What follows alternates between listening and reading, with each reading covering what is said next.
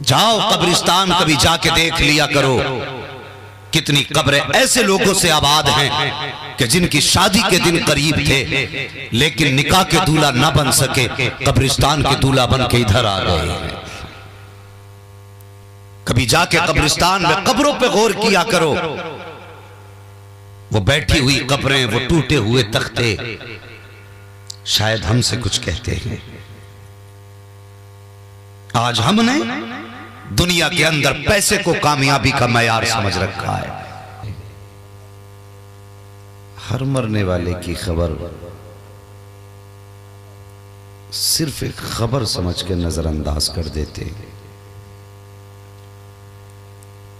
और ये सोचते हैं कि ये तो होता ही चला आ रहा है, एक आम बात है। ये उठते जनाजे, ये फैली हुई कब्रें, वीरान बस्तियां, आबाद कब्रिस्तान शायद हमसे कुछ कहते हैं। हमने सब कुछ भुला दिया। हमने तो यहां तक लोगों को देखा है कि कब्रिस्तान में खड़े होते हैं और उसके बावजूद भी ठट्टे लगाते हैं। जनाजों में चल रहे हैं लोग लेकिन हिसाब इलेक्शन का लग रहा है। जितनी देर नमाज के बाद कब्र में उतारने में लगती है, अक्सर देखा होगा लोग दाएं बाएं खड़े हो जाते हैं। तो आप कान लगा के सुनना, मुझे नहीं लगता कि 1% लोग भी उनमें से वहां खड़े होकर के कलमा शरीफ पढ़ते हों, दुरूद पाक पढ़ते हों, कुरान पढ़ते हों। नहीं, जहां दो लोग खड़े हुए, अगर किसान हैं तो खेत की बात पूछेंगे, अगर नेता टाइप के हैं तो इलेक्शन की बात करेंगे। मतलब सिर्फ दुनिया की बातें, सिर्फ दुनिया की बातें।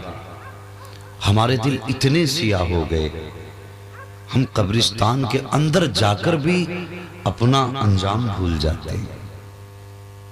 इन उलमा से पूछिए, हजरत उस्मान गनी रज़ी अल्लाह ताला, जिनको मेरे हुजूर ने जन्नत की बशारत अता फरमाई, वो कब्रिस्तान से गुजरते, कब्रों को देखते इतना रोते थे कि आपकी दाढ़ी तर हो जाती थी। किसी ने कहा, उस्मान कब्रों को देख के इतना रो रहे हो, जबकि कयामत का दिन इससे भी ज्यादा सख्त होगा। आप फरमाया करते थे, कब्र आखिरत की मंजिलों में से पहली मंजिल है, अगर ये आसान तो सब आसान हो जाएगा, अगर ये मुश्किल हो गई तो फिर सारी मंजिलें मुश्किल हो जाएंगी। आज हैरत है, किसी को कब्र की फिक्र नहीं, किसी को इस बात का डर नहीं कि एक दिन मिट्टी के अंदर जाना है। अगर कब्र के अंजाम के बारे में सोच लिया होता ना, तो कभी हिम्मत नहीं होती कब्रिस्तान में खड़े होकर मुस्कुरा भी देते।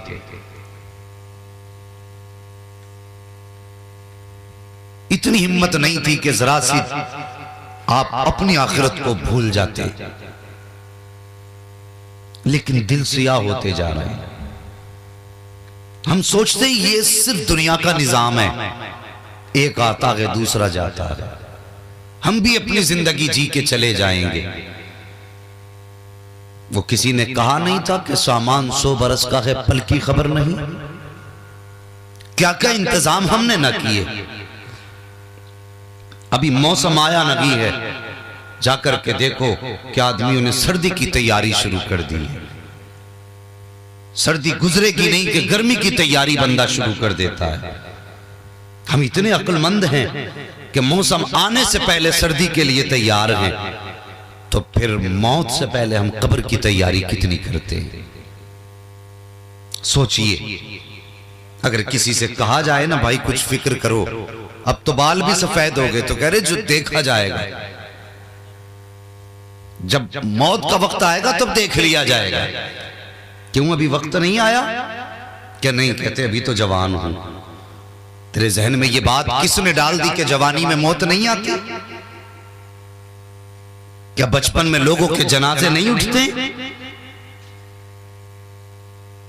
और जब मौत आई है ना तो फिर मौत ने किसी के आंसुओं की परवाह नहीं की है। कितनी बिल्डिंगें अधूरी रह गई, बनाने वाले चले गए। जाओ कब्रिस्तान कभी जाके देख लिया करो, कितनी कब्रें ऐसे लोगों से आबाद हैं कि जिनकी शादी के दिन करीब थे लेकिन निकाह के दूल्हा ना बन सके, कब्रिस्तान के दूल्हा बन के इधर आ गए। कभी जाके कब्रिस्तान में कब्रों पे गौर किया करो, वो बैठी हुई कब्रें, वो टूटे हुए तख्ते शायद हमसे कुछ कहते हैं। आज हमने दुनिया के अंदर पैसे को कामयाबी का मयार समझ रखा है। हमारा मिजाज ये है कि अगर हमने 4 माला बिल्डिंग बना ली तो जिंदगी कामयाब हो गई, अगर हमने गाड़ी खरीद ली तो हमारा जीना कामयाब हो गया। मैं गलत नहीं कह रहा हूं। अगर ये हमारी सोच ना होती तो हम अपने बच्चों को खड़ा करके ये नहीं कहते, बेटे देख ये जो सामने वाली बिल्डिंग है ये फलां शख्स की बिल्डिंग है, इसके बाप को हमने मजदूरी करते देखा है, आज ये 4 पहिया गाड़ी में घूम रहा है, बेटे ये मेहनत का नतीजा होता है। ये वाला जो मकान है इसके बाप को हमने लोगों की गालियां खाते देखा है, आज इसे 4 लोग सलाम कर रहे हैं, बेटे ये सिर्फ मेहनत का नतीजा है। हाँ साहिब, हम बच्चों को ये तो बताते हैं कि बिल्डिंगें कैसे बुलंद होती हैं, हमने बच्चों को यह तो बताया कि समाज में लोग सलाम कैसे करते हैं। क्या कभी हमने बच्चों को बैठा के यह भी बताया कि बेटे कब्र कैसे रोशन होती है, हश्र में कैसे अल्लाह की नेमतें मिलेंगी। और यार जहां तू ये बताया करता है कि इसका बाप मजदूरी करता था, इसने मेहनत की तो बिल्डिंगें बुलंद की हैं, अपने बच्चों को यह बताया करो कि तुम जानते नहीं हो बिलाल को दुनिया ठोकरों में रखी थी, जिस दिन से मुस्तफा की गुलामी इख्तियार की है, खुदा की कसम सारे हसीन बिलाल के हुस्न पे कुर्बान होने के लिए हर लम्हा तैयार नजर आते। बेशक, सुभान अल्लाह सुभान अल्लाह। ये भी तो बताओ सुभान अल्लाह कि इज्जतें कैसे मिलती हैं। अपने बच्चों को ये भी तो समझाओ कि बेटे आखिरत कैसे रोशन होगी, लेकिन कभी समझाया ही नहीं। हमने बच्चों को अमीर बनने के राज बताए, हमने बच्चों को दौलत वाला बनाया, हमने अपने बच्चों को मुस्तफा वाला नहीं बनाया। अपने बच्चों को सहाबा की तारीख बताया करो, उनके गुलामों की कहानियां सुनाया करो, ताकि हमारे बच्चों के सीने में बचपन से इश्क मुस्तफा हो। अल्लाह अकबर। हजरत ने आला हजरत के ताल्लुक से बहुत कम वक्त में और बड़ी जानदार गुफ्तगू की। जानते हो आला हजरत इमाम अहमद रजा खान फाजिल बरेलवी अलैहि रहमत व रिजवान दर्स दे रहे हैं और कुछ उलमा इकराम मुलाकात के लिए आए। जब आए ना तो उन आने वालों ने देखा कि आला हजरत की आंख में भी आंसू थे और आपके शागिर्दों की आंख में भी आंसू थे। जब शागिर्दों की आंख में आंसू देखा, मुस्कुरा के कहने लगे, बेटा हजरत ने कोई सख्ती की है, डांटा है तुम्हें जो तुम्हारी आंख में आंसू है। उसके बाद जब उन्होंने रुख किया आला हजरत की तरफ तो मेरे इमाम की आंख में भी आंसू थे। अल्लाह अकबर। का हजरत बात क्या है, आपकी भी आंख में आंसू, बच्चों की आंख में भी आंसू। आला हजरत ने फरमाया था, सुनो मौलाना, अहमद रजा सिर्फ आलिम नहीं बनाता है बल्कि अहमद रजा आशिक भी बनाया करता है। आलिम के साथ साथ अहमद रजा इश्क भी पढ़ाता है। हुजूर किस लिए आला हजरत ने तारीख साथ जुमला कहा था और फरमाया था, सुनो मौलवी तो खरीदे जा सकते हैं लेकिन आशिकों को किसी कीमत पे नहीं खरीदा जा सकता। क्या बात है, सुभान अल्लाह सुभान अल्लाह। आप अपने बच्चों को इश्क पढ़ाइए नबी का। इल्म बिक सकता है, इश्क नहीं बिक सकता। और आला हजरत ने आशिक बनाए हैं, आलिम तो बनाए ही हैं लेकिन इल्म की डिग्री के साथ इश्क की डिग्री अता फरमाई है। तभी तो पूरी दुनिया कहती है इश्क मोहब्बत इश्क मोहब्बत। आला हजरत आला हजरत। अगर जबान थकी ना हो और चंदे की जबान ना हो तो फिर बोलिए इश्क मोहब्बत इश्क मोहब्बत। आला हजरत आला हजरत। अल्लाह सलामत रखे। ये नारा दुनिया दे रही है, क्यों? उन्होंने आशिक बनाए हैं और आशिक बनाए। खुदा की कसम, जब इश्क सरकार का हासिल हो जाता है ना तो फिर इंसान कहां से कहां पहुंचता है आप सोच भी नहीं सकते। कितने बंदे ये एतराज करते हैं कि आला हज़रत वली नहीं थे। कई बंदे, इसकी बहस बिल्कुल बंद करो भाई, कई बंदे ये सोचा करते हैं कि आला हजरत वली नहीं थे, और कहते वली होते तो करामत होती। आला हजरत को कभी करीब से जाना नहीं। जानिए जरा आला हजरत को। अल्लाह अकबर। एक धोखे शाह रहमतुल्लाह तआला अलैह बरेली शरीफ में थे, उनका नाम ही धोखे शाह था। धोखे शाह उनको क्यों कहा जाता था? इसलिए कि कभी यहाँ अचानक गायब हो जाते थे, कुछ नहीं अचानक नजर आने लग जाते थे, तो लोगों ने नाम ही धोखे शाह रख दिया। एक दिन आला हज़रत ने तकरीर फरमा रहे, और तकरीर के बीच में आला हज़रत ने इरशाद फरमाया, कहने लगे मेरे नबी की ज़ात वो है जिनकी हुकूमत ज़मीन पे भी चलती है, आसमानों के ऊपर भी चला करती है, आसमानों के ऊपर भी चला करती है। और फिर फरमाने लगे नहीं, सिर्फ आसमानों के ऊपर नहीं, मेरे महबूब की हुकूमत तो ज़मीनों के नीचे भी चला करती है। अब होते ना कुछ लोग कुछ ज्यादा काबिल बनते हैं, गवार कहीं के, वो जड, इन्हें समझाया नहीं जा सकता। वइदा खातबहुमुल जाहिलूना कालू सलामा। कुरान फरमाता है अगर जाहिलों से गुफ्तगू हो और मुंह लग जाए तो सलाम करके निकल लो, इनके मुंह मत लगो। इस तरह के लोग भी होते हैं। तो कहने लगे लो आज नई बात कह दी मौलाना अहमद रजा ने, कह रहे को हुजूर की हुकूमत ऊपर भी चलती है।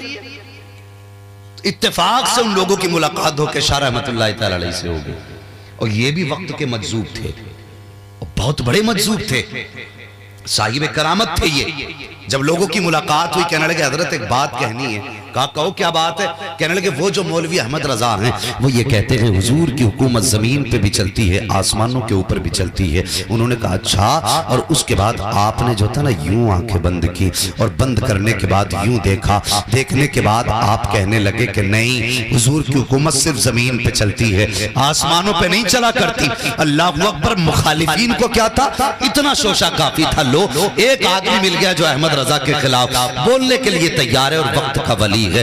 हाथ पकड़ा है धोखे शाह रहमतुल्लाह तआला अलैह का, वहां आए जहां मेरा इमाम जलवगर है। अल्लाह अकबर। मस्जिद में आए, ज़ोहर का वक्त था, नमाज का वक्त। धोखे शाह रहमतुल्लाह तआला अलैह आके कहने लगे मौलाना अहमद रजा, सुना कि तुमने ये कहा है कि हुजूर की हुकूमत सिर्फ जमीन के ऊपर नहीं आसमान के ऊपर भी चला करती है। आपने फरमाया हाँ मैंने कहा है। जब इतनी बात कही आप कहने लगे नहीं ऊपर आसमानों के ऊपर हुजूर की हुकूमत नहीं है। आला हजरत फरमाते नहीं आप माने ना माने, मेरे नबी की हुकूमत आसमानों के ऊपर भी है, जमीन के ऊपर भी है। ये बहस हो रही थी कि अंदर से आपकी वालिदा आवाज दे के कहती हैं बेटे अहमद रजा ये धोखे शाह हैं, इनके मुंह मत लगना, इनसे बहस मत करना, जो इनसे बहस करता है उसको नुकसान हो जाया करता है। बेटे ये मजसूब आदमी है। आला हजरत कहते माँ मुझे सब मंजूर है, लेकिन नबी की शान को कोई घटाने की कोशिश करे ये अहमद रजा को मंजूर नहीं है। अभी बहस चल ही रही थी कि सरकार मुफ्ती आजम हिंद अल्लामा मुस्तफा रजा खां अलैहि रहमत व रिजवान छत से गिर जाते हैं।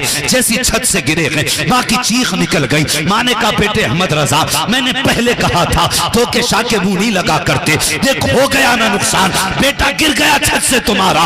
जैसे इतना कहा है मेरे इमाम की आंखें भर आई और कहते माँ ये तो एक मुस्तफा रजा है, अगर 1000 बेटे भी हो तो मुस्तफा की अजमत पे हर बेटे को कुर्बान करता चला जाऊंगा।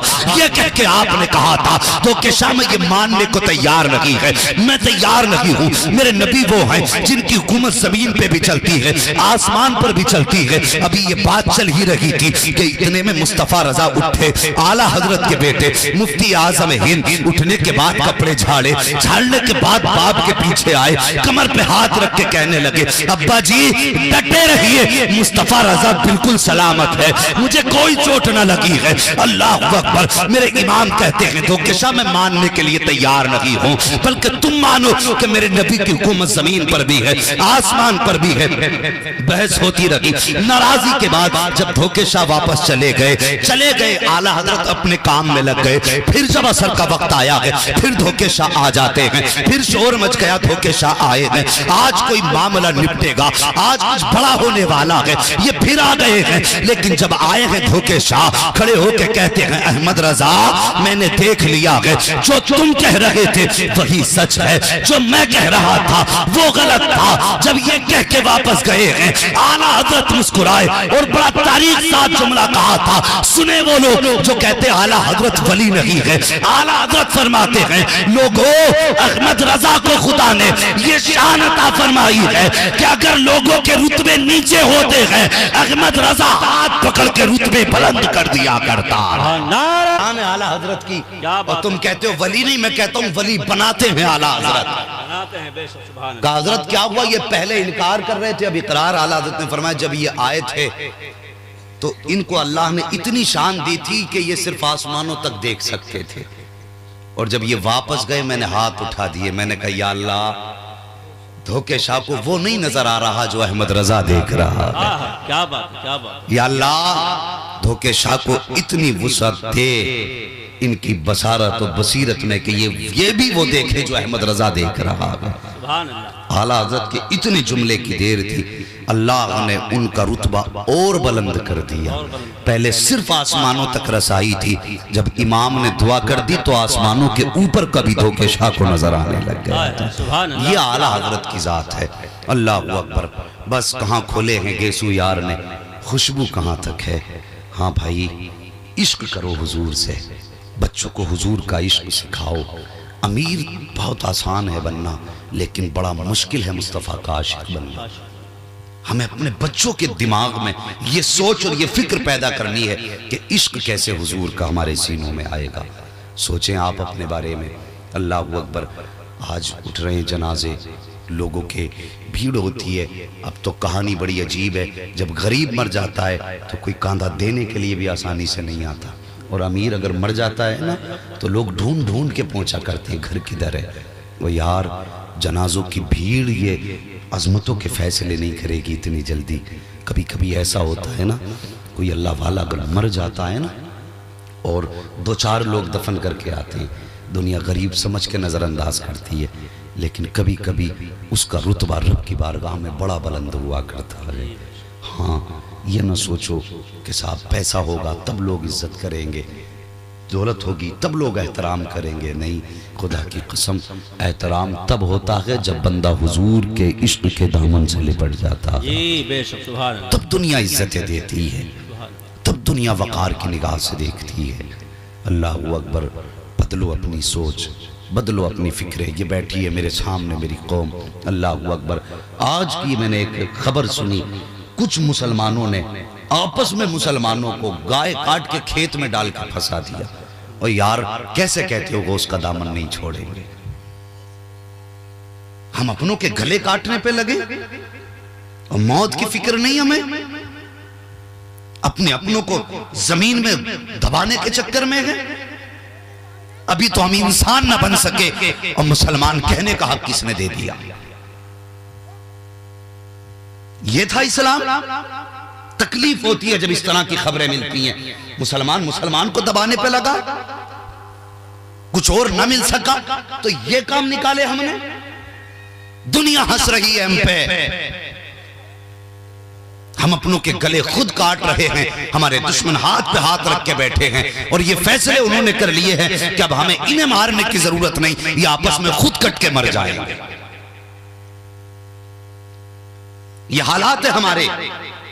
और जब नारों की बात आती है तो जवान कूद कूद के नारे लगाता रहा। रबीउल अव्वल शरीफ देखना कितने डीजे बजेंगे और कितने डांस होंगे उसमें।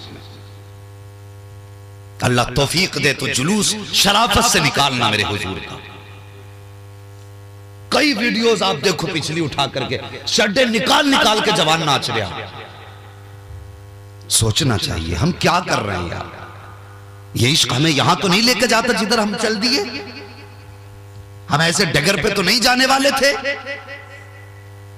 आज हम बदनाम हो गए। अल्लाह खैर फरमाए। बड़ी कड़वी बात कहने लगा हूं।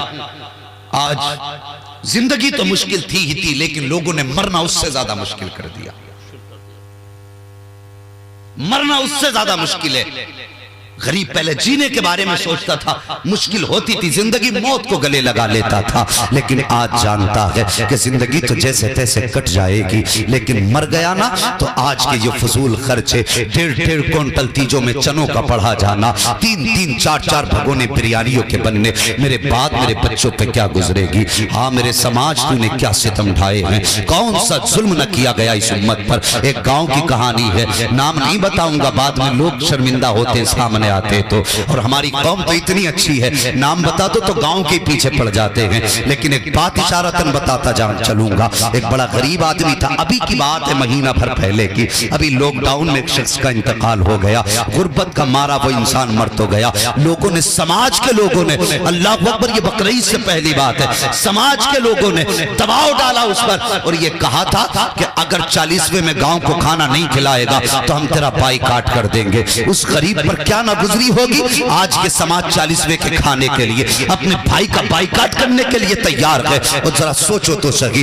जो दुनिया से गया है वो किस हाल में गया है। उस गरीब ने 40वें का खिलाने से इनकार कर दिया तो ईद के दिन कोई कलमा पढ़ने वाला उसके घर फातिहा तक में नहीं गया था। ये हमारे हालात हैं, हम खाने के लिए इतने बड़े दिलदादा हो गए हैं, हमें तो मुस्तफा की इज्जत का भी लिहाज नहीं रहा है, आका के वकार का भी हमें ख्याल नहीं रहा है। ओ यार कुछ तो हया किया करो। गरीबों का माल नोच के खाने के लिए नहीं होता है, गरीबों का माल लूट के खाने के लिए नहीं होता है। मैं पूछना चाहता हूँ, अगर किसी बंदे ने 40वें में दावत करके ना खिलाया तो मुझे बता क्या तू फाके से मर जाएगा या तेरे घर के अंदर तेरे बच्चे भूखे मर जाएंगे? क्यों इतना जुल्म उम्मत पे कर रहे हो? 40वें का खाना पहली बात दावत के साथ जायज नहीं है। दूसरी बात, अगर कोई खिला रहा है तो अपनी हैसियत से खिलाएगा, जो उसके बस की बात होगी वो खिलाएगा। हम दबाव बना करके 40वें के खाने करते हैं। अल्लाह खैर फरमाए, इस उम्मत के हाल पर रहम फरमाए। इसलिए मुश्किल हो गया कि आज मरना। आप देखो तो सही, अल्लाह अकबर आते हैं फातिहाओं के अंदर, अगर पास के भी घर जाके खा सकते हैं लेकिन फिर भी वहीं आके पेट भर के खाएंगे। तुमने कभी मरने वालों के घर की तरफ नहीं देखा? आज मैं अपने समाज के लोगों से एक बात कहना चाहता हूँ, इधर जनाजे की खबर नहीं आती है, अभी पता होता है कि हॉस्पिटल में दम तोड़ दिया है, कब निकलेगी एम्बुलेंस, फला टाइम पे निकलेगी गाड़ी लेकर के, अभी वो वहां से चला नहीं है। इधर 4 लोग सर जोड़ के बैठ जाते हैं, कहते हैं कि कितनी बिरयानी बनेगी, गोश्त बनेगा कि बिरयानी बनेगी, कौरमा बनेगा कि उड़द चावल बनेंगे। ऐसा लग रहा है कि मैयत नहीं हुई है, यहाँ पे वलीमा हो रहा है। कौन कौन से हिसाब नहीं लगाए जाते हैं। ओ यार तूने खाने का हिसाब जोड़ लिया, क्या तूने देखा कि जिसके घर से जनाजा उठ रहा है, पता तो सही ये कितने दिन से अस्पताल में था, कितना पैसा इस पे लगा है, और कितने लोग तो ऐसे हैं, अल्लाह माफ फरमाए, आज डॉक्टर नहीं रह गए हैं, ये भी जल्लाद हैं, कोई कसर नहीं छोड़ रहे हैं लोगों को लूटने में। पहले डॉक्टरों को लोग मसीहा समझते थे, लेकिन आज डॉक्टरों के पास जाने से डर लगता है, इसलिए कि ये इतनी हरामखोर कौम हो चुकी है कि ये बिला वजह के लोगों को ठगने के लिए मरने के बाद ऑक्सीजन दे करके 3 दिन हॉस्पिटल में रख के लोगों का पैसा लूटा करते हैं। ओ हया कर, एक दिन तुझे भी मौत आनी है, एक दिन तुझे भी कब्र में जाना है, और तुझे क्या पता है जिसका बाप ऑक्सीजन के लिए लेटा हुआ है, तुझे पता है इसके पीछे कितने बच्चे हैं, अपने पीछे ये किसको छोड़ के आया है, इसका घर का खर्च कैसे चल रहा है। अल्लाह पर लूट खसोट मची है, कहीं इंसानियत का नामो निशान नहीं है। मैं कहता हूँ अगर आज भी भलाई चाहते हो तो आओ मुस्तफा का दामन थाम लो और इतना कह दो मैं मुजरिम हुआ का मुझे साथ ले लो कि रास्ते में गंजा बचाता आने वाले।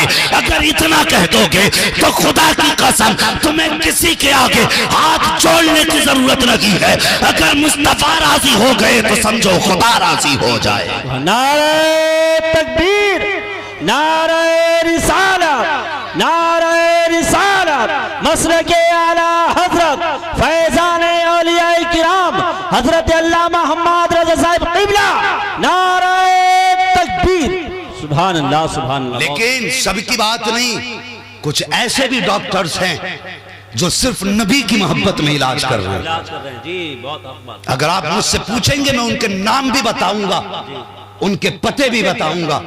और छोटे मोटे डॉक्टर नहीं है, सड़क छाप झोला छाप नहीं है, बड़े बड़े MBBS डॉक्टर हुजूर की उम्मत का मुफ्त इलाज कर रहे हैं। और मुझे बता, जिसने किसी नबी के उम्मती को गरीब समझ के फ्री दवा दी होगी, जब मर के कब्र में आएगा फरिश्ते हिसाब और सवाल के लिए आएंगे, फरिश्ते बाद में आएंगे, मदीने वाला मुस्तफा पहले आ जाएगा। सुभान अल्लाह सुभान अल्लाह। हाँ वो यार जमीन के ऊपर अच्छे काम कर जाओ, अल्लाह के बंदो अच्छे काम कर जाओ। कितने लोगों की जमीनें बिक गई लेकिन फिर भी वो बचा ना पाए अपने इंसानों को।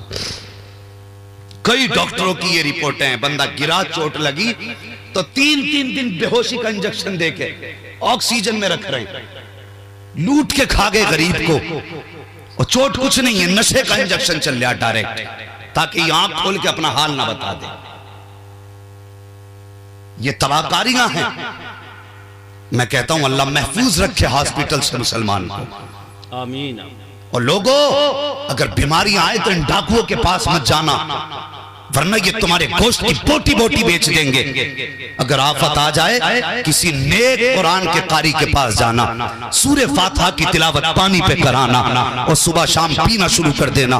खुदा की कसम, MBBS का इंजेक्शन वो काम नहीं करेगा जो कुरान की सूरे फातिहा तुझको शिफा दे देगी। बेशक, सुभान अल्लाह, सुभान अल्लाह। हाँ, डॉक्टर इकबाल ने कहा था, तेरे दामन में है किस लालो जवाहर की कमी, तू किसी और के दामन की तरफ क्यों देखे। अगर हाँ कोई दीनदार डॉक्टर है तो जाइए उसके पास, वरना जिंदगी की हवीस लेकर लुटने मत जाना। आज मैं अपनी कौम से पहली कह रहा हूं, इसलिए कि मैंने हुजूर की बहुत सारी उम्मत की बेटियों को अपने आप से रो के कहते देखा है कि जो कुछ था इलाज में चला गया। अब कर्ज इतना है हजरत कि कर्ज अदा करें कि बच्चों का पेट पालें। जो जमीन थी वो भी बिक गई। और यार कितनी जगह पे अल्लाह माफ करे। और ये पेशा भाई, मेरी गुजारिश है, मरना है एक दिन, कम से कम हलाल के लुक़्मे खा के मर जा, हलाल के लुक़्मे खा के मर जा। कुछ मुस्लिम डॉक्टर्स, गैर मुस्लिमों का तो धर्म ही नहीं कोई, उनकी मर्जी उन्हें जो करना है। लेकिन मैं अपने मुस्लिम भाइयों से गुजारिश करूंगा, आज एक बात कह दूं, बुरा मत मानना, मेरी बातें कड़वी जरूर होती हैं लेकिन सच्चाई से ताल्लुक रखती हैं। हम डॉक्टरों के पास जाते हैं, अगर ऐसे नाम, एक मुस्लिम डॉक्टर का नाम मैंने सुना, जमीन कांप गई पैर के नीचे की।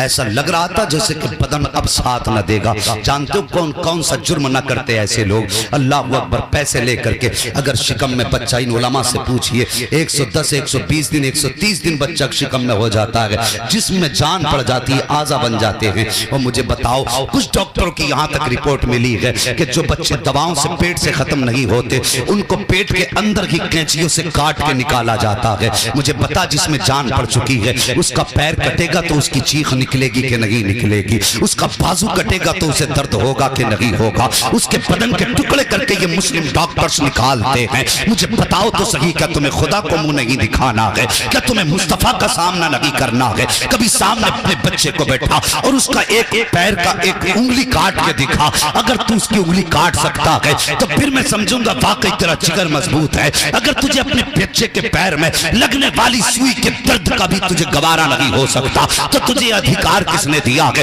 कि जो बच्चा भी शिकम के अंदर है तू उसके टुकड़े कर करके निकाले? ये अधिकार तुझे किसने दे दिया? अगर नहीं सुनता है, आ कुरान के दामन में आ जा। कुरान फरमाता है, वइदल मौऊदतु सुइलत बिअय्यि ज़ंबिन क़ुतिलत। और ये उनकी कहानी है जिन्हें पैदा होने के बाद मारा गया है।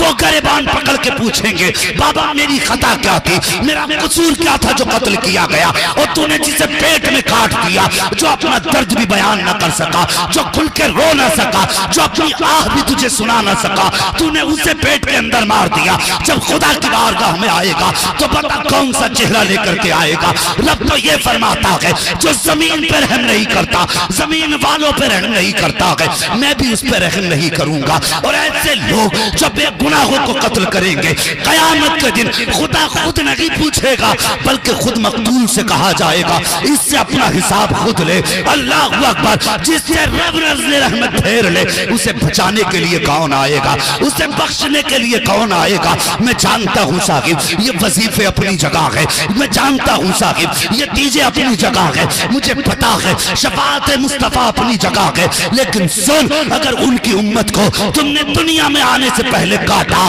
तो ये याद रखना, तुझे तीजे नहीं बख्शवाएंगे, 40वें नहीं बख्शवाएंगे, 1000 बरसियां नहीं बख्शवाएंगी। अगर चाहता है मुस्तफा की रजा चाहना तो किसी की जान न ले। अगर जान जा रही है, आगे बढ़ जा, अपनी जान बचाने में लगा दे। अगर ये बच गया, यकीन जान कोई राजी हो न हो, मदीने वाला मुस्तफा राजी हो जाए। क्या बात है, सुभान अल्लाह, सुभान अल्लाह, बहुत अच्छा, सुभान अल्लाह, सुभान अल्लाह। तो हया करो, कौन सा सितम नहीं हो रहा हमारे बीच में, फिर कहते हैं बारिश नहीं हो रही, सूखा पड़ गया, डीजल महंगा हो गया। डीजल महंगा करना ये गवर्नमेंट की औकात नहीं है, महंगा कर ले, ये अजाब है अल्लाह का। उसने बारिशें रोक दी तुम्हारे जराए उसने महंगे कर दिए ताकि बदलो अपने आप को। तो कौन सा सितम डॉक्टर नहीं कर रहे हैं उम्मत पर। और भाई पेट अपनी जगह है, अगर कच्ची छत में भी जिंदगी गुजार लेगा तो कोई तुझ पे आकर के पहाड़ नहीं गिरेंगे, मगर कम से कम हलाल की रोजी हासिल करो, हलाल की रोजी हासिल करो। हराम खा के तुमने बिल्डिंगें बना ली तो याद रखना बड़े अच्छे अच्छे मर गए आकर के, खुद बना के मकान चले गए, दूसरे उनके मकानों में राज कर रहे हैं। इसलिए या तो तुझे हमेशा रहना होता तो हम कहते तेरी मर्जी भाई, हलाल का बना ले या हराम का बना ले, लेकिन जब तुझे छोड़ के जाना है तो फिर हलाल का बना, ताकि तेरे जाने के बाद जब दूसरे रहें तो लठ तुझ पे ना फिरे। वरना याद रखना तेरी हराम की कमाई पे दूसरे ऐश करेंगे और सजा तुझे मिलेगी। ये कोशिश करें अपनी जिंदगी में हलाल रोजी की तरफ जाएं। अल्लाह किसी भी मुसलमान को इन जालिम डॉक्टरों का मोहताज ना करे। बीमारियां आए परहेज शुरू कर दो, दवाइयों से ज्यादा फायदा अल्लाह परहेज में अता फरमाता है। हाँ, तुम लोग सोच रहे होगे ये मौलवी शुगर की दवा नहीं खाने देगा, ये मौलवी हमें दमे का कैप्सूल नहीं लेने देगा। हाँ ले लो दवा कैप्सूल, ये इनकार नहीं करता, लेकिन मैं बता रहा हूं जो जमाने में जुल्म हो रहे हैं, बहुत अच्छा। फिर ये किसकी सजा है और क्या वजह है जो जमीन हम पे तंग होती जा रही है? यही वजूहात है। अल्लाह खैर करे हमारी कौम पर। ओ भाई सितम न कर किसी पे। अगर किसी का जनाजा चला गया हॉस्पिटल से तो तू चावल का हिसाब लगा के मत जा, तू पेट में नमक का पानी पी के मत जा ताकि नाक तक खा के आऊंगा। कई जगह पे ऐसा देखा हजरत कि अभी मिट्टी कब्र पे मुकम्मल नहीं होती है, लोग भाग लगा देते किधर के जाके थोड़ा सा खाने वाने का सिस्टम देखना। ऐसा लगता असल खाना था, मैयत को तो फ्री में दफनाने आए थे। इतनी फिक्रे हो गई खाने की।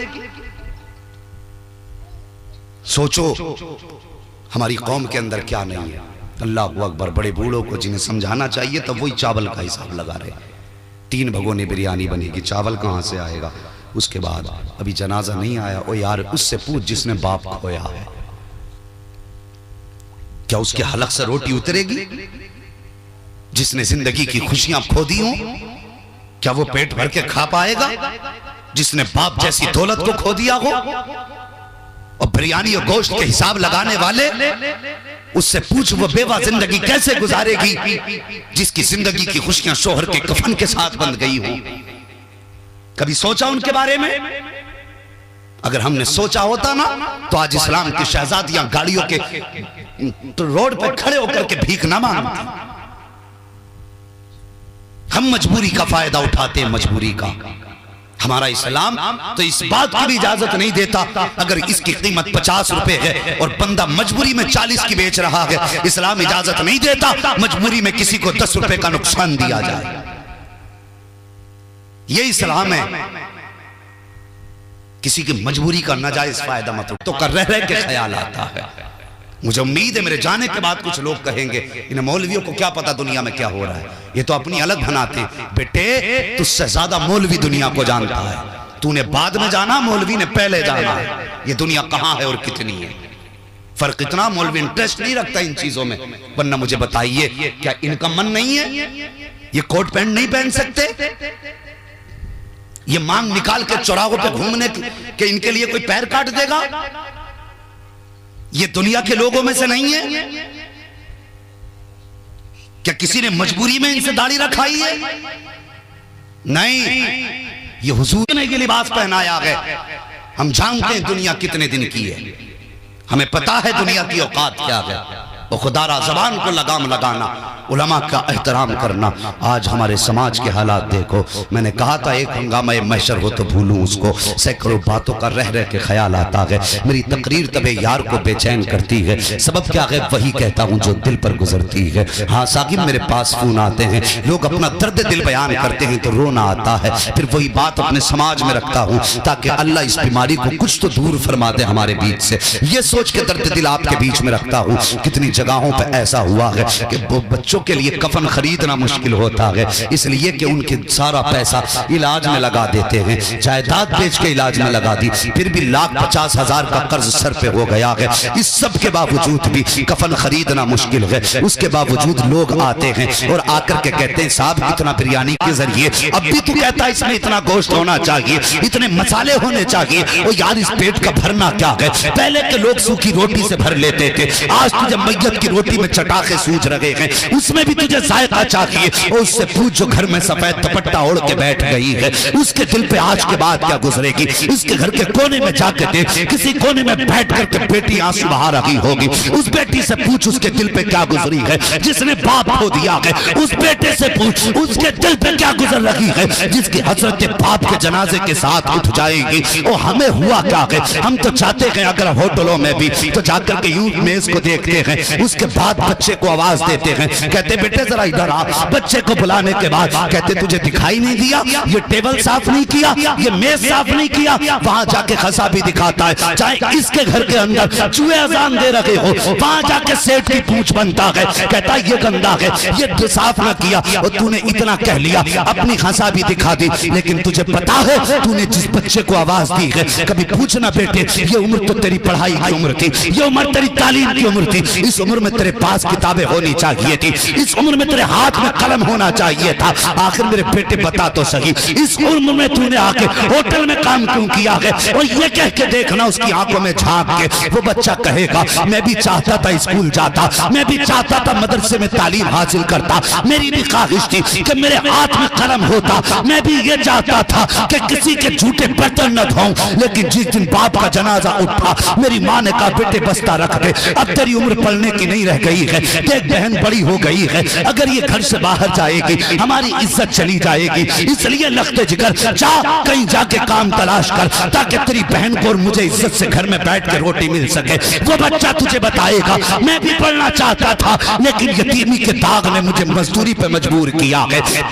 मेरा भी बाप होता, मैं भी कलम चलाता, लेकिन जिस दिन से बाप गया है माँ ने उस दिन से काम पे भेजा है, और जब शाम को 150 लेके जाऊंगा तो या तो इससे राशन आएगा या मेरी माँ की दवा आएगी। और यार तुम जाकर के कहते हो ये टेबल साफ ना की, ये तूने बिस्तर साफ ना किया, ये कुर्सी साफ नहीं की। जब तुम बच्चे को डांटते हो तो तुम्हारी डांट उस वक्त सिर्फ डांट होती है, लेकिन उसके बाद तुम्हें पता है जो होटल का मालिक होता है वो यतीमों के साथ कौन सा सलूक करता है, उन्हें जूतों से मारा जाता है, उन्हें गालियां दी जाती है। और तू नाक तक खाने गया था, कम से कम ये जुल्म तो ना करता कि किसी यतीम को तेरी वजह से जूते पड़ रहे हैं, तू ये सितम तो ना करता तेरी वजह से यतीम को गालियां मिल रही हैं। और यार कभी होटल जाया करो, अगर छोटे बच्चे काम करते मिला करें, करीब बुला लिया करो, हाथ पकड़ के पूछ लिया कर बता बेटे तूने भी खाया है कि नहीं खाया है, अगर नहीं खाया है अपने साथ प्लेट में शामिल कर ले, या अलग से उसके लिए खाने का इंतजाम कर, अपने साथ बैठा के अपने सामने खिला।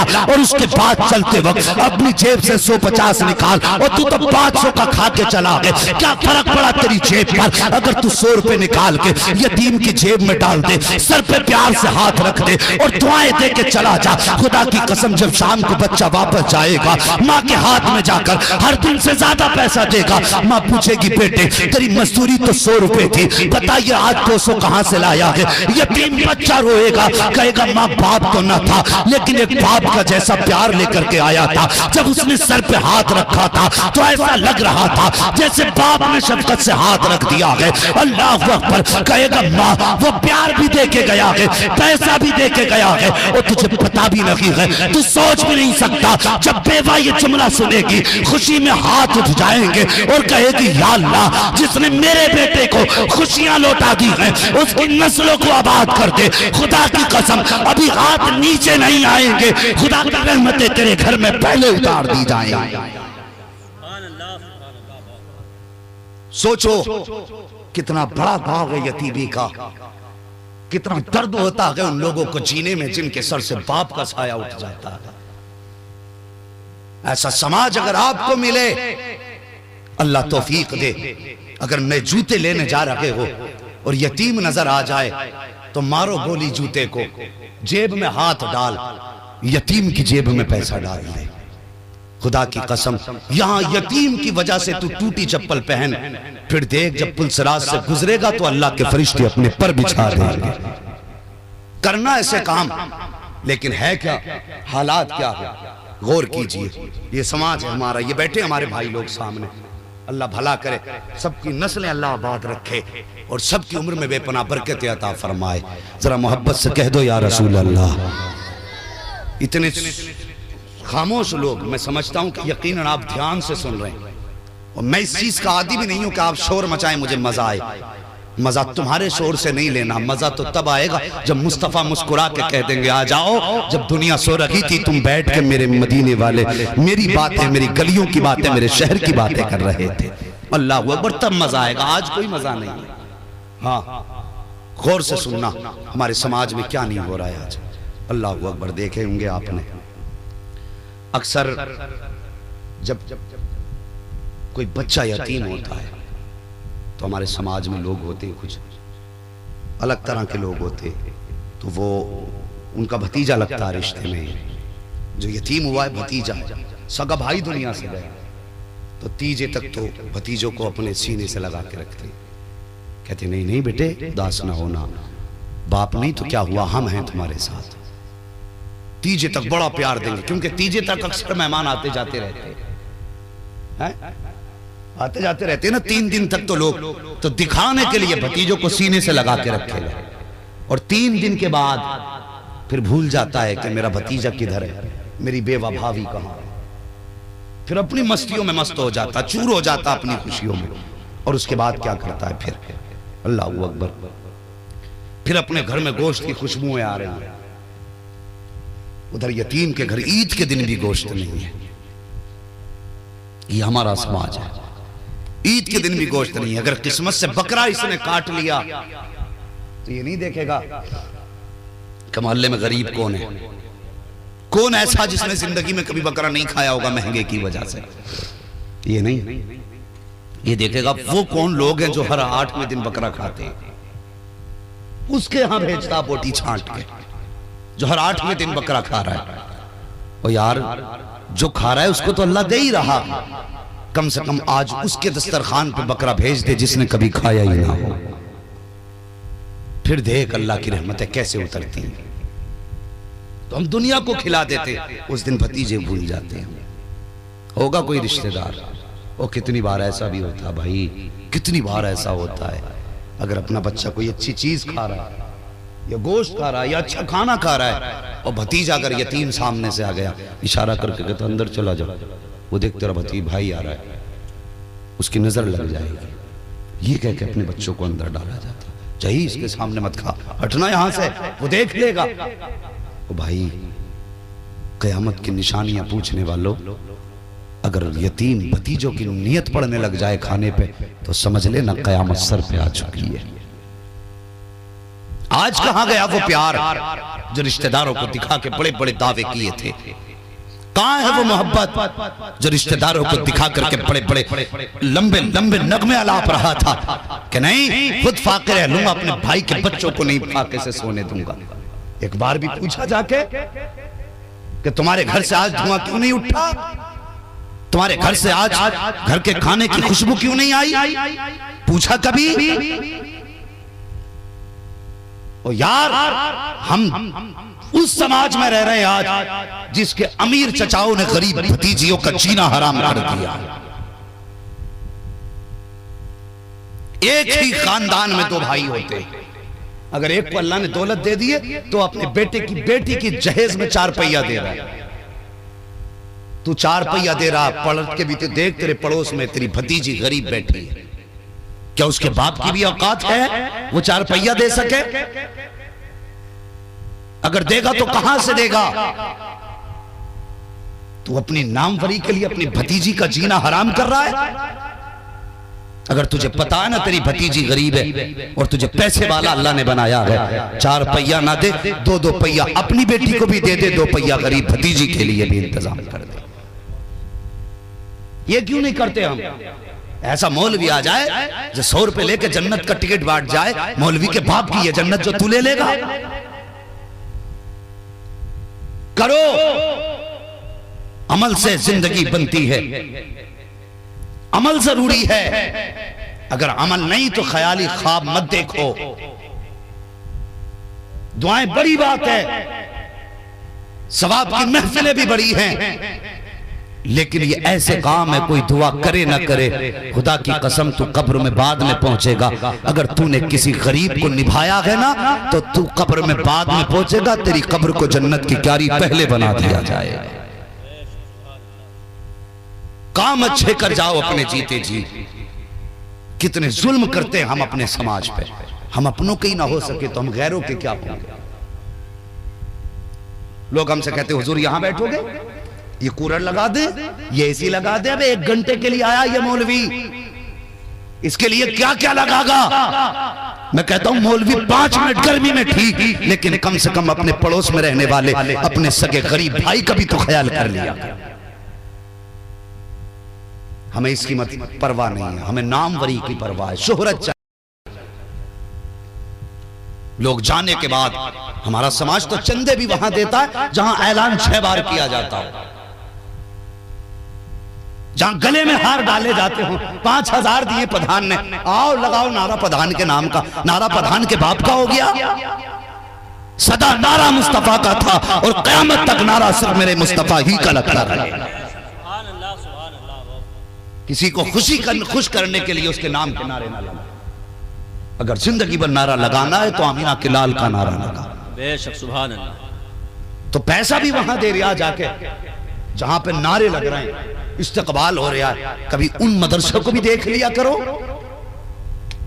जिनको चंदे देने कोई तैयार नहीं, तनख्वाहें 5-5 महीने की चढ़ गई हैं। माना कि यहां नाम ना होगा, जा आंखें बंद करके जाके दे, कोई देखे ना देखे मदीने वाला मुस्तफा देख रहा। बेशक सुभान अल्लाह सुभान अल्लाह। हम शोहरत के भूखे हो गए, हम तो काम भी शोहरत के लिए क्या करते हैं।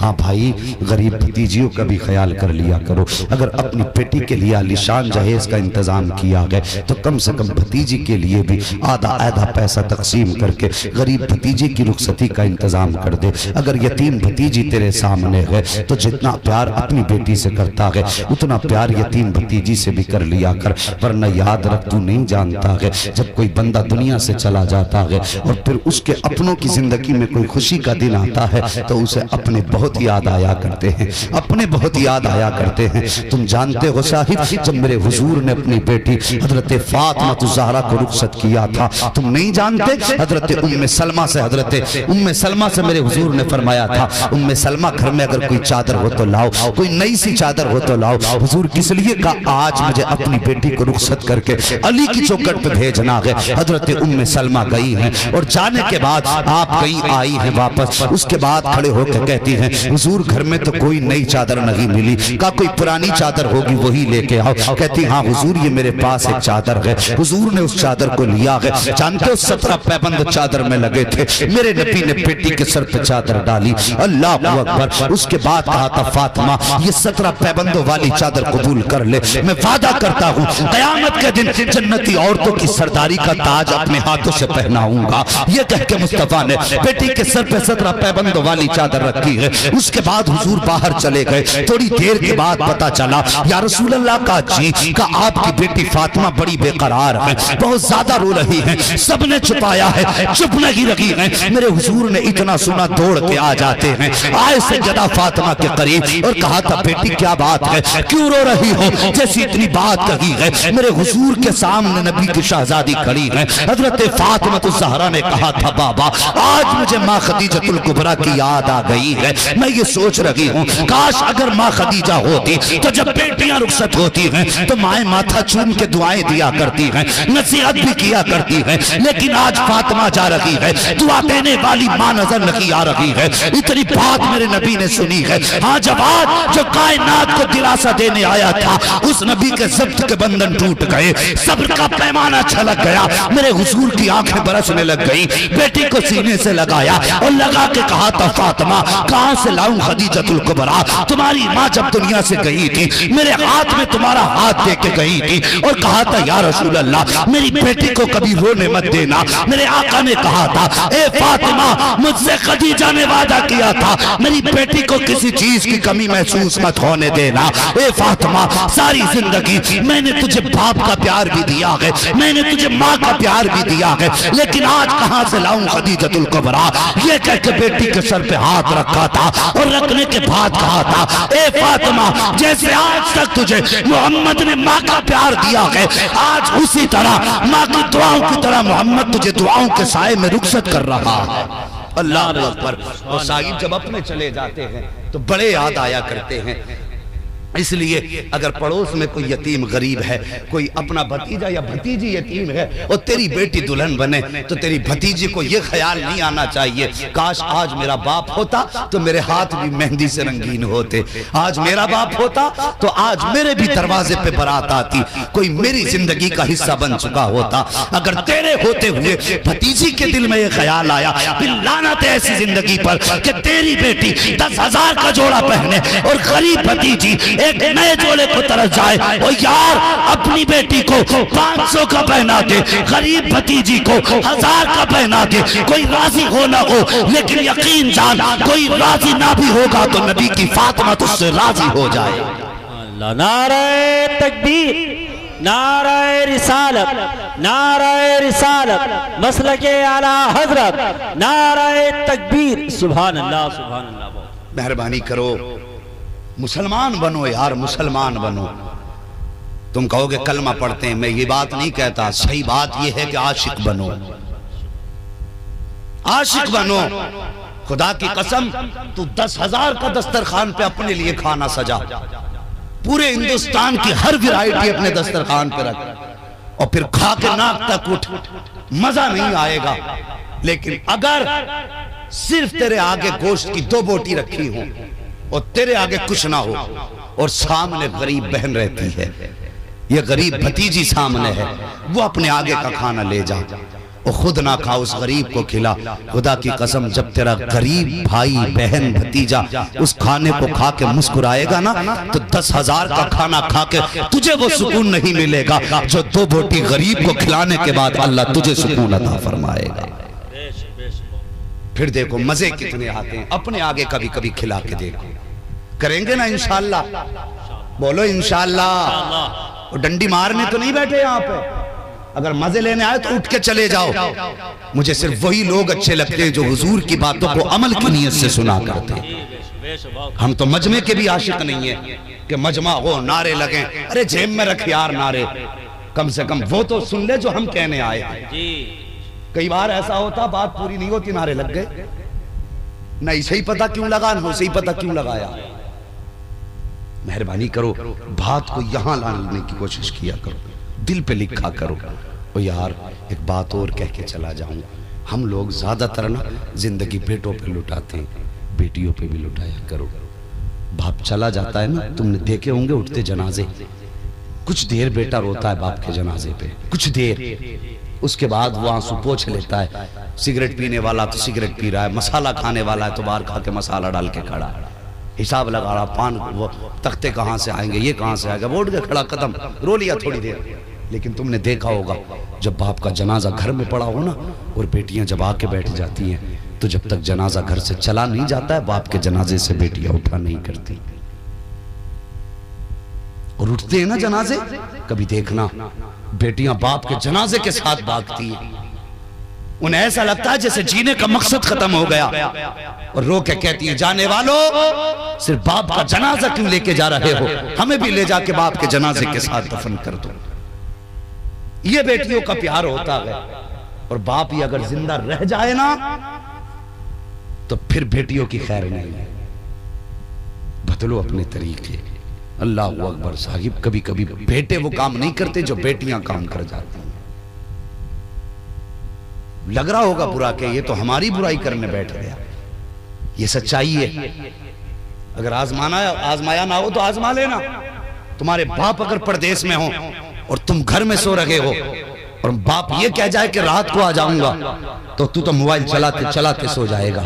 लेकिन सुबह को बाप से पूछना, बाबा जब रात आए थे तो दरवाजा किसने खोला था? ये पूछना अपने बाप से कि दरवाजा किसने खोला था। यकीनन बाप कहेगा कुंडी पहली बार खटखटाई थी, उठ के दरवाजे पे बेटी दौड़ी चली आई थी।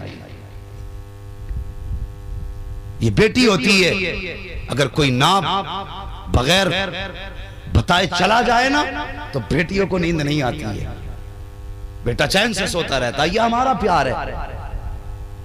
हम कितना भी प्यार कर लें, बाप से बेटी से ज्यादा प्यार नहीं कर सकते। इसलिए गुजारिश है, जो कटवा देते हो ना डॉक्टर के पास जाके बेटियों के जिस्म के टुकड़े टुकड़े, अल्लाह से तो डरो, लेकिन कम से कम अपनी जिंदगी का सहारा कटवा रहे हो तुम। सिर्फ इस ख्याल से बेटे को इज्जत देते हो कि ये बुढ़ापे का सहारा बनेगा। आजकल बुढ़ापे के सहारा बेटा नहीं बेटियां बना करती हैं। जब बेटे धक्का दे देते और तुझे रोटी तक डालने वाला कोई नहीं होता, और बेटी को पता चल जाता है कि मेरे बाप को रोटी नहीं दी, अल्लाह की कसम कितनी भी दूर रहती हो दौड़ के आती है, वो कहती बाबा उदास ना हो, अभी रोटी खिलाने वाली तेरी बेटी जिंदा मौजूद है। ये होती है बेटियां। हमें सिर्फ बेटे प्यारे, बेटियां प्यारी नहीं। और खुदारा मेहरबानी करो, मुझसे फरमाइश भी की गई और बात भी आ गई है, बता दूं, कभी कभी बेटियां वो काम कर जाती हैं जो बेटे नहीं कर पाते। वो कितने लोगों को अभी हमने देखा, लॉकडाउन हुआ और वो कोरोना का जब बवाल फैला, सगा बेटा बाप का जनाजा छूने तैयार नहीं था। सगा बेटा, और किसके लिए जिंदगी लुटा रहे हो? ये जो तुम्हारे जनाजे को अपनी जान की फिक्र में हाथ नहीं लगा सकता। और तू कैसा बेटा है कि जिसके जिस्म से तू पैदा हुआ है उसे हाथ लगाते हुए तुझे शर्म आ रही है? कोरोना छोड़ यार, कभी बेटे बाप को कब्र में उतारने नहीं उतरते, गुस्ल देने तैयार नहीं बेटा बाप को। इनसे क्या उम्मीद रख सकते हो तुम जो तुम्हें गुस्ल तक नहीं दे सकते? जो गुस्ल नहीं दे सकता, जरूरत पड़ी तो तुझे खून दे देंगे। वो एक बाप था, अल्लाह ने बड़ी दौलत से नवाजा था इस बाप को, लेकिन इसको बड़ी बेटी अल्लाह ने दी थी, तो इसे बेटी होना बोझ लग रहा था बेटी का। जल्दी जल्दी बेटी की शादी करके उसका किस्सा ही खत्म कर दिया घर से। 10 साल गुजर गए, कभी बेटी के ससुराल नहीं गया। ये समाज है हमारा। जरा सी बात समझी से हो जाए तो बेटियों से ताल्लुक तोड़ देते, शर्म नहीं आती? कई कई साल हो जाते बेटी के दहलीज पे कदम नहीं रखता। क्यों? समधी से नहीं बनती मेरी। समधी के चक्कर में अपने जिगर का टुकड़ा तूने छोड़ दिया। कौन सा जुमला बोलूं ऐसे लोगों के लिए जो अपनी मूंछ की खातिर अपनी बेटियों से रिश्ता तोड़ देते हैं? अरे उखेड़ के फेंक दो ऐसी मूंछ को जो अपनों से दूर करती है। सोचो, 10 साल हो गए बेटी की दहलीज पे कदम नहीं रखा। बेटी बेटी होती है, अगर 4 दिन बाप को न देखे तड़प जाती है। 4 दिन बाप नजर ना आए छुप छुप के रोने लगती है। एक दिन के लिए ससुराल वाले पाबंदी लगा दे कि मैके नहीं जाएगी, उसी वक्त से रोना शुरू कर देते हैं। और बीवी एक दिन कह दे अपने अब्बा के साथ नहीं खाओगे रोटी, 3 बार कह तूने सही कही, कबूल है 3 बार कही थी, अलग होने को 6 बार कह के रोकता। ये इतना बड़ा फर्माबरदार है बीवी का। बीवी के भी हक है, मैं इनकार नहीं करता, उसका भी हक अदा कर, लेकिन बाप को सता के कोई हक अदा नहीं होता। सुन रहे हैं ना मेरी बात? अरे बोलो हाँ, बस सुनिए और दिल के अंदर रखिए मेरी बात को। तो ये हमारे बेटों के मामलात होते हैं। अब देखो तो सही 10 साल हो गए बेटी के घर नहीं गया।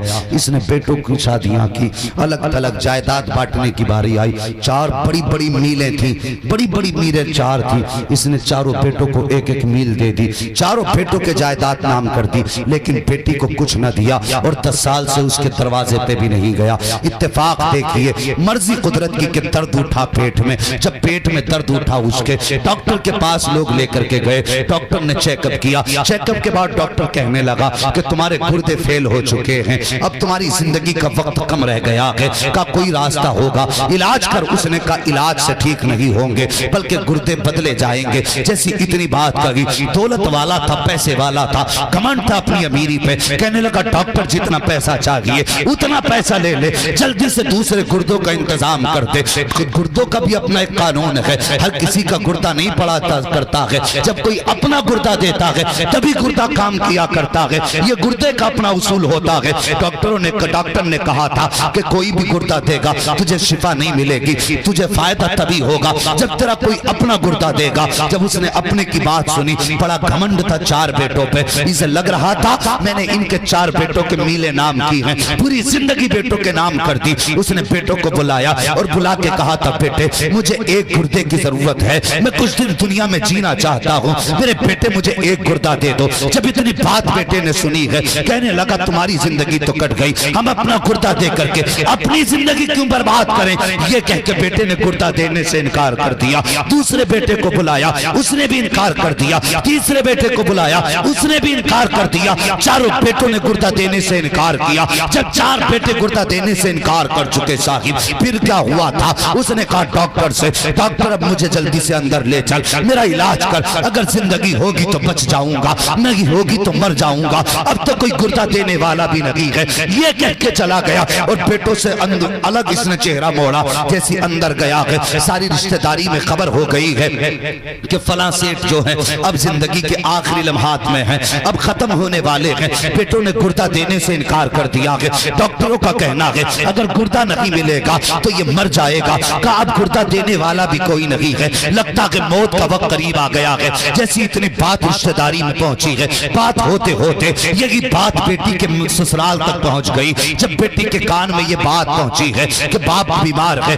भाइयों ने गुर्दा देने से इनकार कर दिया है। अल्लाह अकबर, फिर क्या था, बेटी की गोद में दूध पीता बच्चा था, उसने दूध पीते बच्चे को सीने से लगाया और सीधे उस हॉस्पिटल में आई है जहां पे बाप को भर्ती किया गया था। डॉक्टर के पास आकर के बाप का नाम लिया, कहने लगी फला नाम का मरीज की जगह है, का क्या करोगी, का सुना उसे गुर्दे की जरूरत है, कहा हाँ है तो, का जल्दी कर मेरा गुर्दा निकाल ले और उसको गुर्दा डाल दे ताकि उसकी जिंदगी बच जाए। डॉक्टर ने कहा था अपना नाम तो बता, उसने कहा नाम ना पूछ, कहीं नाम के चक्कर में देर ना हो जाए, इसलिए जल्दी कर मेरा गुर्दा निकाल ले। कहा कौन है, कहा मैं इसके रिश्तेदार हूँ। अल्लाह अकबर। उसके बाद जल्दी से डॉक्टर ने ऑपरेशन किया, लड़की का गुर्दा निकाला, बाप के गुर्दा डाल दिया। उसके बाद जब बच्ची कुछ दिन के बाद ठीक होकर जाने लगी, डॉक्टर ने कहा था बेटी जा रही है, कम से कम ये तो बताती जा कहाँ की रहने वाली है, अगर ये मुझसे पूछेगा गुर्दा किसने दिया है तो क्या बताऊंगा। उसने कहा नाम ना पूछ, अगर हो सके तो कागज कलम दे दे। डॉक्टर ने कागज कलम दिया है, बच्ची ने खत लिखा है, लिखने के बाद तय किया, बंद करने के बाद डॉक्टर से कहा डॉक्टर इसे अपने पास संभाल कर रख, इसे खोल के मत पढ़ लेना। और कहा सुन, अगर वो मरीज जो अंदर पड़ा है वो बाहर निकल के आए और मेरे बारे में अगर पूछे तब ये खत देना है, उसके पूछे बगैर खत मत दे देना। ये कह के उसने खत दिया कि उसके पूछे बगैर खत मत देना। ये कह के बेटी चली गई। अल्लाह अकबर। कुछ दिन के बाद जब ये अमीर, ये दौलत वाला शिफायाब हुआ है, जब इसके रिश्तेदार आए हैं, कहने लगे घर चलो। उसने कहा नहीं घर बाद में जाऊंगा, पहले मुझे डॉक्टर के उस कमरे में लेके चलो। कहा किस लिए, कहा मुझे उसका शुक्रिया अदा करना है। कहा किस बात का शुक्रिया, कहा मेरे बेटों ने तो गुर्दा देने से इनकार कर दिया था, ये डॉक्टर ही की मेहरबानी है आज जो मैं जिंदा हूँ। ये कह के डॉक्टर के केबिन में आया है। आने के बाद कहा था डॉक्टर तेरा बड़ा एहसान है, तूने मेरी जिंदगी बचा ली है। डॉक्टर ने कहा ओ यार शुक्रिया मेरा अदा ना कर, अगर अदा करना है तो उस बच्ची का शुक्रिया अदा कर जो तुझे गुर्दा दे करके गई है। जैसी इतनी बात इसने सुनी है, कहता किसने गुर्दा दिया, मेरे अपनों ने तो इनकार कर दिया था। कौन था जो गुर्दा दे करके गया, का नाम तो नहीं पता है, का कहाँ की रहने वाली है, का पता भी नहीं बताया है, का कहाँ तलाश करूं? का याद आया जब वो गई थी तो एक खत दे करके गई थी। अल्लाह अकबर, इसने दराज खोली है, दराज में से खत निकाला है और निकालने के बाद कहा यार ये देख, ये खत दे के गई है, अब जरा सुनना। जैसे उसने वो खत निकाला है, निकालने के बाद खोला और खोल करके पढ़ा है, आंखें बरसने लग जाती हैं, जमीन पे बैठ जाता है, रोने लग जाता है। डॉक्टर कहता बता तो सही यार ये खत किसका है और इस खत में ऐसा क्या है जो तू जमीन पे बैठ गया, तेरी आंखें बरस गई। उसने कहा डॉक्टर कैसे बताऊं, दिल धड़कने पड़ गई है, लब कांप रहे हैं, बताने की ताकत नहीं है। कब बता तो सही ये खत किसका है? उसने कहा डॉक्टर ये मेरी उस बेटी का खत है जिसके दरवाजे पे शादी के बाद मैं 10 साल से नहीं गया था। अल्लाह अकबर, का क्या लिखा है खत में? का क्या बताऊं? कब पढ़ के सुना खत में क्या है? तब उसने खत पढ़ना शुरू किया था। बच्ची ने लिखा था बिस्मिल्लाहिर्रहमानिर्रहीम, ए मेरे बाप, एक मजबूर बेटी का सलाम, नाराज बाप की बारगाह में कबूल हो। उसके बाद नीचे लिखा था ए मेरे बाप, मेरे निकाह को 10 साल हो गए हैं, 10 साल हो गए मुझे ससुराल आए हुए, तुम 10 साल से मेरी दहलीज पे नहीं आए हो। मेरे बाप मुझे ये नहीं पता है किस बात से तुम नाराज हो, मुझे ये भी नहीं पता मेरी खता क्या है, बाबा मुझे ये भी नहीं पता मेरा कसूर क्या है, लेकिन इतना जानती हूँ 10 साल गुजर गए तेरा इंतजार करते करते, लेकिन तुम नहीं आए हो। का बाबा जब ईद का चांद नजर आता है, दुनिया चांद देखने के लिए छत पे चढ़ा करती है, लेकिन तेरी बेटी जब ईद का चांद देखने दुनिया छत पे जाती है तो तेरी बेटी दरवाजे पे आके खड़ी हो जाती है और इस उम्मीद में खड़ी होती थी शायद इस बार मेरा बाप आता होगा, शायद इस बार मेरा बाप आता होगा। बाबा 10 साल में कितनी ईदें गुजरी हैं, दुनिया ने नए कपड़े पहने के उतार दिए हैं, लेकिन मेरे बाप 10 साल में सबने ईदें की हैं, लेकिन तेरी बेटी ने ईद नहीं देखी है। अल्लाह अकबर। उसके बाद बेटी ने लिखा था ए मेरे बाप, मैं तुम्हारे पास ये खत लाई हूँ, ये खत दे के जा रही हूँ। मेरे बाप मुझे ये नहीं पता कि मेरा कसूर क्या था, तुमने जायदाद तकसीम की है तो अपने 4 बेटों को जायदाद तकसीम कर दी। बाबा मैं ये भी शिकायत नहीं करती हूँ कि तुमने मुझे दौलत क्यों नहीं दी है, तुमने मुझे जायदाद क्यों नहीं दी है, शायद मुझे इस लायक नहीं समझा था जो तुमने मुझे दौलत नहीं दी थी। उसके बाद बच्ची ने लिखा था ए मेरे बाप, मैं घर के अंदर थी, मुझे पता चला कि आपकी तबीयत खराब है, भाइयों ने कुर्ता देने से इनकार कर दिया है। बाबा मैं बर्दाश्त न कर सकी, मैं दौड़ के आ गई और मेरे बाप ने कुर्ता दे करके जा रही हूँ, आप एहसान नहीं किया है। ए मेरे बाप, अगर जायदाद न दी तुमने तो कोई बात नहीं, 18 साल सीने से लगा के पाल लिया था,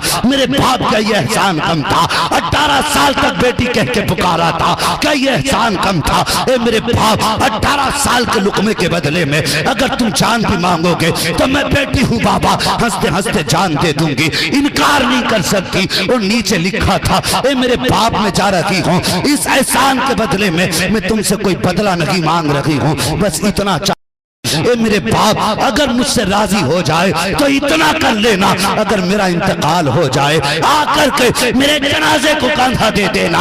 मैं ये चाहती हूँ जब मेरा जनाजा उठे और तू ना हो तो कोई मुझे बदनसीब ना कह सके, बल्कि जब जनाजा मेरा हो, कंधा तेरा हो, तो जो देखेगा बदनसीब ना कहेगा, बल्कि ये कहेगा मुबारक हो बदनसीब बेटी का नहीं, वो देखो खुशनसीब बेटी का जनाजा गुजर के जा रहा। अल्लाह अकबर। ये बेटी होती है साहिब, कोई कभी बेटे वो नहीं कर पाते जो बेटियां कर जाती हैं। अल्लाह तौफीक दे तो बेटियों का ख्याल रखना, बेटियों से प्यार करना। और मैं गुजारिश करूंगा यहाँ जितने बैठे हैं, कोई ना कोई किसी भाई का, बहन का भाई होगा, किसी माँ का लाल होगा, किसी बाप का बेटा होगा।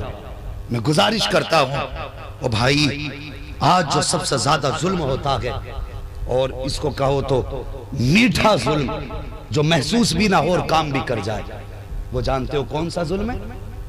वो बेटियों पर जुल्म है। बाप के इंतकाल के बाद जब बेटियां का जी करता है ना कि हम उस दीवार को देखें जो दीवार मेरे बाप ने अपने हाथ से बनाई थी, मैं वो चारपाई देख के आऊंगी जिसपे मेरा बाप लेटा करता था। ये सोच के बेटियां जब मैके आती हैं तो भाइयों के चेहरों पे 12 बज जाते, भाविये उनकी जबान के तेवर बदल जाते, कड़वे लहजे हो जाते, और देख के मुंह बिगाड़ लेते। बहनों को बाप याद आ जाता है, बेटियों को बाप याद आ जाता है। 12 बज जाते हैं, 12 बजे के बाद जब बेटियां मैके आती हैं तो भाइयों के चेहरों पे 12 बज जाते, भाविये उनकी जबान के तेवर बदल जाते, कड़वे लहजे हो जाते, कड़वे लहजे हो जाते, और देख के मुंह बिगाड़ लेते। बहनों को बाप याद आ जाता है। कभी कभी ऐसा होता है, ऐसी ऐसी बदबख्त औरतें घरों में आ जाती हैं कि मुंह पे ताने दे देती हैं और कहती हैं ज्यादा चक्कर न लगाया कर, तेरे आने से मेरे घर का सुख जाता है। ऐसी भी औरतें आ जाती हैं और जालिम जबान को लगाम दे, तू जिस घर के छत के नीचे बैठी है वो तेरे बाप की छत नहीं, जिसे ताना दे रही है ये इस बेटी की बाप की छत है। इसने इस घर में बचपन में मिट्टी लगाई है, अपने हाथ से बाप के साथ खड़े होकर छत पटवाई थी इस बेटी ने, आज जिसे ताना दे रही है तू। खुदा की कसम जब ये ताने बेटियों को मिलते तो बेटियों को बाप याद आ जाता। वो अभी जल्दी का किस्सा है, कलमा पढ़ने वालों की कहानी है, गैर मुस्लिमों की बात नहीं करता। किसी के दरवाजे पे बहन आ गई थी, उसका शोहर हॉस्पिटल में था और जानते हो बहन के हिस्से में 40 बीघे जमीन थी। वो जमीन अपने भाई को दे के आई थी कि भाई मैं क्या करूंगी, मेरी तरफ से ये तेरे लिए तोहफा है। ऐसी बहन थी और किस्मत कब कैसे फेर डाल दे कोई नहीं बता सकता। इत्तेफाक से हालात बिगड़े, शोहर अस्पताल चला गया, इलाज के लिए पैसा ना था, वो बहन अपने भाई के दरवाजे गई और ये सोच के गई थी कि शायद मेरे भाई के दरवाजे से मेरा ये काम होगा, मुझे 1-8 लाख मिल जाएगा, मेरे शोहर की जिंदगी बच जाएगी। जिस बहन ने 40 बीघे भाई को जमीन दी थी, वही बहन जब गई अपने भाई के दरवाजे पे तो जानते हो भाई ने धक्का दे के निकाला था और कहा था तेरा कुछ नहीं है, जिंदगी मौत हो या जिंदगी हो, जा अपनी तकदीर से खुद लड़, हमने ठेका ले लिया तेरे इलाज का। तो यार तू बता, जब ये ताने उस भाई ने बहन को दिए होंगे तो बहन के जिगर पे क्या गुजरी होगी। इतना सफाक मुआशरा है हमारा, इतना जालिम मुआशरा है हमारा। इस जुल्म के बाद अगर फिर भी यूं कहो जिब्रील क्यों नहीं उतर रहे मदद के लिए, तो बेवकूफी है तुम्हारी। पहले 313 का किरदार पैदा करो, फिर देखो आसमान से मदद उतरती है कि नहीं। किरदार तो अच्छे करो, तू खून पी भाई का और जिब्रील तेरी मदद को उतरे। अरे शुक्र कर अदा अल्लाह का एहसान मान मुस्तफा का, जितने तू जुल्म कर रहा है इसके बदले में तो जमीन फट जानी चाहिए थी, पत्थर बरसने चाहिए थे। ये जो कुछ नहीं हो रहा है खुदा की कसम ये मदीने वाले मुस्तफा के सदके में नहीं है। हाँ रहम करो अपने ऊपर, बदलो अपने तरीके। ओ यार भाइयों गुजारिश है, बाप के इंतकाल के बाद अगर बेटियां घर आए ना तो चेहरा बिगाड़ के उनसे मुलाकात ना करना। ये महफिलें रखते हैं ना मिसाले सवाब की, ताकि अब्बा भी राजी हो जाए, खुदा भी राजी हो जाए, जानते हो। इसीलिए तो अब्बा की रूह खुश हो, यही तो मकसद होता। 1000 रुपए अब्बा के नाम से मस्जिद में दे दिए ताकि अब्बा की रूह को कब्र में आराम मिले। वो सुन, बाप के इंतकाल के बाद अगर बहनें तेरे घर पे आए ना तो चेहरा ऐसे बना जैसे बाप बेटियों के लिए चेहरा बनाता था। झुक के बेटियों से ना मिल, सीना चौड़ा कर, चेहरे पे खुशी ला, बहन का इस्तकबाल कर और ऐसे मिल बहन से कि तेरे चेहरे में उसे बाप का चेहरा नजर आ जाए, तेरे किरदार में बाप का किरदार नजर आ जाए। और जब तेरे किरदार में बहन को बाप का किरदार नजर आएगा, खुदा की कसम इधर बहन मुस्कुराएगी, उधर कब्र में बाप की रूह मुस्कुराने लग जाएगी। हमें तो पता ही नहीं बाप को राजी कैसे करना है, हम तो यही सोचते हैं बस ऐसी राजी कर लें लठ मार के। ओ भाई अल्लाह तौफीक दे तो बदलें अपने तरीके, रिश्तों की कदर करें। भाइयों बाप के इंतकाल के बाद अगर बहनें आए ना तो सिर्फ भाई बन के नहीं मिलना है, उनसे बाप बन के मिलना है। अगर वो 4 दिन तेरे घर ना आए तो 4 दिन के बाद फोन करके पूछ बहन तू आई क्यों नहीं, 4 दिन हो गए तुझे देखने को दिल कर रहा है। अल्लाह की कसम बहन के सदमे ही खत्म हो जाएंगे, दुख ही दूर हो जाएंगे बहन के, अगर जिस दिन हमने ये किरदार पैदा कर लिया। मैं बताता अल्लाह अकबर के बहनों से रिश्ते कैसे निभाए जाते हैं, मगर इंशाअल्लाह कभी फिर ये बात बताऊंगा। कुल्लु मन अलैहा फान, हर चीज मिट जानी है, कुछ नहीं बचेगा। व यबका वजहु रब्बिका ज़ुल जलाली वल इकराम, बाकी रहने वाली सिर्फ अल्लाह की जात है, सिर्फ अल्लाह की जात है, बका उसी की जात के लिए है, हम सब के लिए फना है। तो साहिब आओ, कुछ लोग 40 साल जीते हैं, कुछ 50 साल जीते हैं, कुछ 100 साल जीते हैं, कुछ 200 साल जीते हैं। कुछ 50 300 साल जीते गए, कुछ 500 साल जीते गए। काम ऐसे कर जाओ कि हजारों साल की उम्र पा के जाओ। हाँ, आप कहोगे 1000 साल कैसे जिया जा सकता है? अब तो बंदे की उम्र 50 साल से ज्यादा नहीं है। हाँ, बज़ाहिर उम्र 50 नहीं है, लेकिन अच्छे कामों की बुनियाद डाल जाओ। जब तक वो काम जिंदा रहेगा तुम्हारा नाम जिंदा रहेगा, नाम जिंदा रहेगा। अच्छे कामों से लोगों की उम्रें बढ़ा करती हैं। हाँ, तो सिर्फ इतने दिन ना जियो जितने दिन तुम खा पी रहे हो, बल्कि मरने के बाद भी अगर जिंदा होना चाहते हो काम अच्छे कर जाओ, अच्छी मिसालें बना जाओ, ताकि तुम्हारे जाने के बाद लोग अपने बच्चों से कहा करें, बेटे अगर जिंदगी गुजारनी है तो फलां की तरह गुजारना, जिसने बाप के बाद अपनी बहनों को बाप की कमी महसूस न होने दी, जिसने माँ के बाद अपनी बहनों को माँ की कमी महसूस न होने दी। हाँ साहिब, अखलाक ऐसे कर लो, किरदार अच्छे कर लो।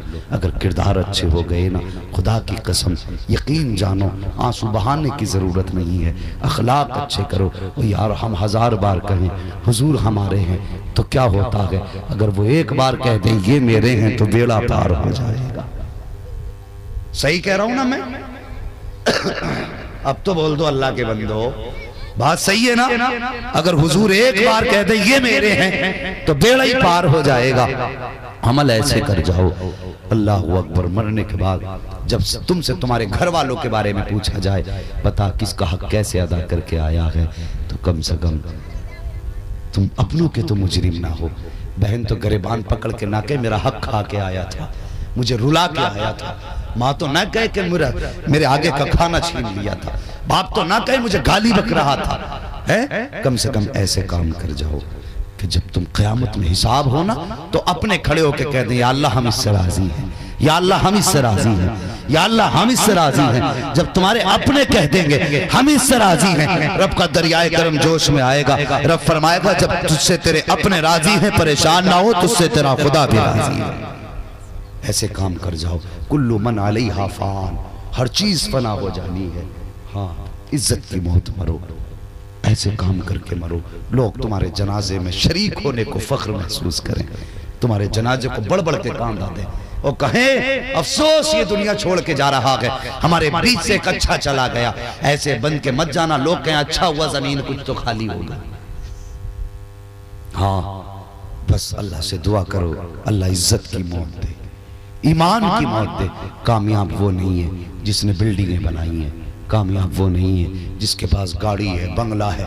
कामयाब वो है जो कब्र में ईमान बचा के ले गया, और ईमान उसी का सलामत है जो बरेली वाले अहमद रजा के दामन से वाबस्ता।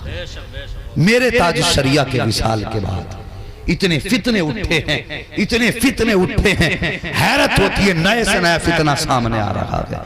आला हजरत ने वक्त विसाल फरमाया था, लोगों अहमद रजा को जितना लिखना था लिख चुका, जो बताना था बता चुका, जो समझाना था समझा चुका।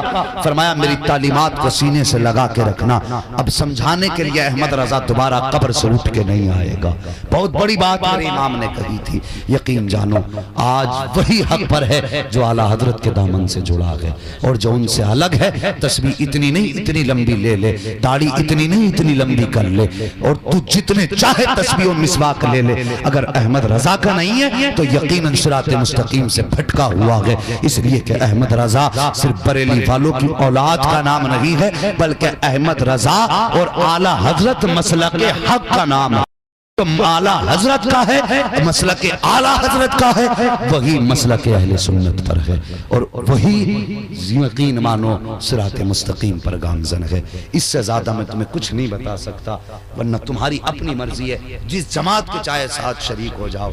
लेकिन हम ये कहते हैं इस दौर में अगर कोई हक जमात है तो वो बरेली वालों की जमात है, बरेली वालों की जमात है। उर्स रज़वी आ रहा है, बरेली शरीफ में जाने की तो इजाजत नहीं है, 100 लोगों की परमिशन सिर्फ मिली है।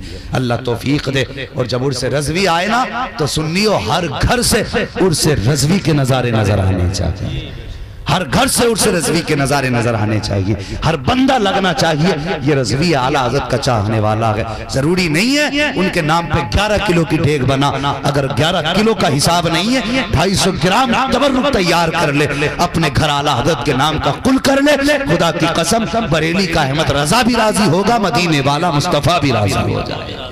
बेशक बेशक सुभान हाँ, अकीदा बड़ा ज़रूरी है, इसकी हिफाजत करें। फितने बहुत आ रहे हैं, नए नए फितरे चेहरे बदल के आ रहे हैं। अल्लाह रब्बुल इज़्ज़त अहले सुन्नत को इन फितनों से महफूज व मामून फरमाए और अपने महबूब के सदक़े में हम सबको सिरात मुस्तकीम पर कायम व दायम रहने की तौफीक अता फरमाए। बस जो हुए अगलात उनको माफ़ फरमाए रब्बे कायनात।